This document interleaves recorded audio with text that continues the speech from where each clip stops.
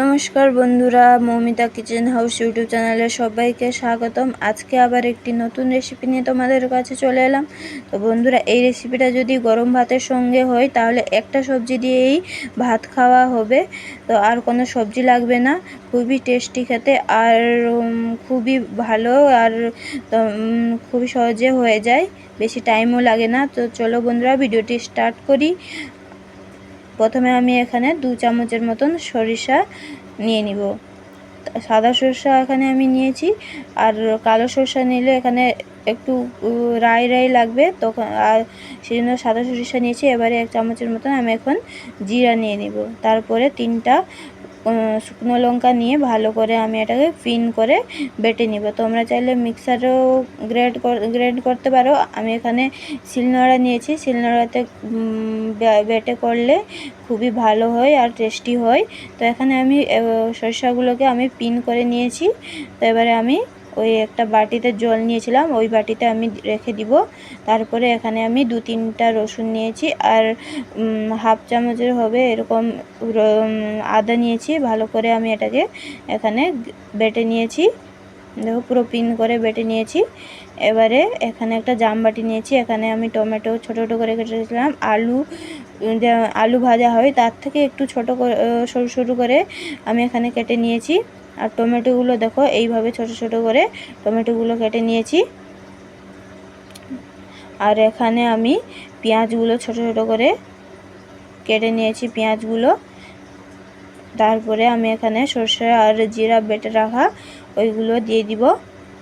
দিয়ে ভালো করে এখানে আমি এগুলোকে ভালো করে গুলিয়ে দিব। তার আগে আমি এখানে শুকনো লঙ্কা দিয়েছি হাফ চামচের মতন, হলুদ দিয়েছি আমি এখানে 1 চামচের মতন।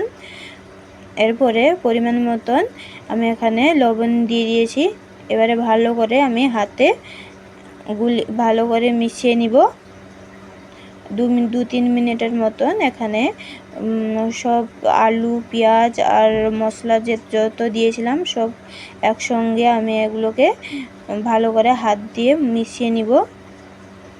এরপরে আমি এতে দিয়ে দিব চিংড়ি মাছ ভেজে রেখেছিলাম, ওই চিংড়ি মাছগুলোকে এর সঙ্গে আমি দিয়ে আবার ভালো করে মিশিয়ে নিব। তো এগুলোকে না ভালো করে মিশালে ও লবণ টবণ মিশবে না, তো সেই জন্য ভালো করে মিশিয়ে নিতে হবে। এবারে চিংড়ি মাছগুলোকে ভেজে রেখেছিলাম, চিংড়ি মাছগুলোকে ভালো করে মিশিয়ে নিতে হবে সবজির সঙ্গে। এবারে আমি এখানে 2 চামচের মতন তেল দিয়েছি, আর তারপরে হাফ বাটির মতন জল, ওই সরিষা যে বেটে রেখেছিলাম যে বাটিতে, ওই বাটিতে জল নিয়ে হাফ বাটির মতন আমি জল দিয়ে এটাকে এখন রেখে দিব।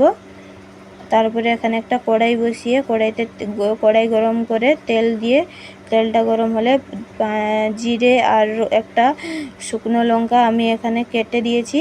ভালো করে ওটাকে নেড়েচেড়ে গরম হয়ে গেলে যে সবজিগুলো আমি মিশিয়ে রেখেছিলাম ওইগুলোকে আমি এখানে ঢেকে দিয়ে ওই জামবাটিটা ঢাকা দিয়ে দিব, যাতে ওর মশলা যে ওটা বাইরে না বেরোয়, ওই জন্যই।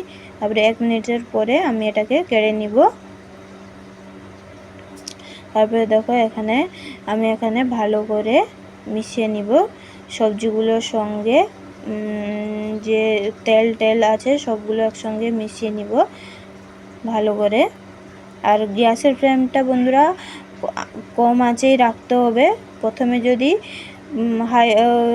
বেশি আঁচে রাখো তাহলে জলগুলো মরে যাবে আর আলু সবজি কিছুই সিদ্ধ হবে না। তারপরে এখানে আমি 5 মিনিটের মতন ঢাকা দিয়ে দিয়েছিলাম, দেখো কত সুন্দর কালার চেঞ্জ হয়ে গেছে।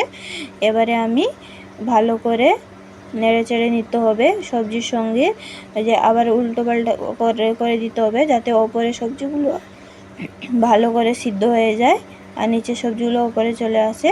তো সেই জন্য আবার আমি নাড়াচাড়া করে আবার ঢাকা দিয়ে দিব। আবার 5 মিনিট পরে আমি আবার কেড়ে নিয়েছি। এবারে দেখো কালারটা কত সুন্দর চলে এসছে, আর নিচে যাতে না পুড়ে যায় ওই জন্য 5 মিনিটের পরে আবার নাড়াচাড়া করে নিতে হবে ভালো করে, নিচে পুড়ে গেলে ভালো লাগবে না। তো বন্ধুরা, এটাকে এবারে আমি একটু হাই ফ্লেমে করে দিব, কারণ জলটা আছে। এবারে বেশি সিদ্ধ হয়ে গেলে সবজিটা খেতে ভালো লাগবে না, আলুগুলো পুরো ঘেঁটে যাবে। তো আবার আমি 5 মিনিট ঢাকা দিয়ে এবারে আমি ভালো করে নাড়াচাড়া করে নিব, যাতে নিচে না লেগে যায়। এইভাবে ভালো করে নাড়াচাড়া করে নিতে হবে। তারপরে আবার 5 মিনিট আমি ঢাকা দিয়ে দিব। 5 মিনিট ঢাকা দিয়ে এইভাবে তেলগুলো ওপরে উঠে এলে এবারে আমি গ্যাস ফ্লেমটা অফ করে দিব। ভালো করে নেড়ে চেড়ে গ্যাস ফ্লেমটা অফ করে দিব। তো বন্ধুরা দেখো এখানে আলুগুলোও বেশি ঘেঁটে যায়নি, এরকম গোটা গোটা একটু থাকবে। তো বন্ধুরা ভিডিওটি যদি ভালো লাগে তাহলে লাইক কমেন্ট শেয়ার আর সাবস্ক্রাইব করবেন। তো আজকে ভিডিওটা এই পর্যন্ত। ধন্যবাদ।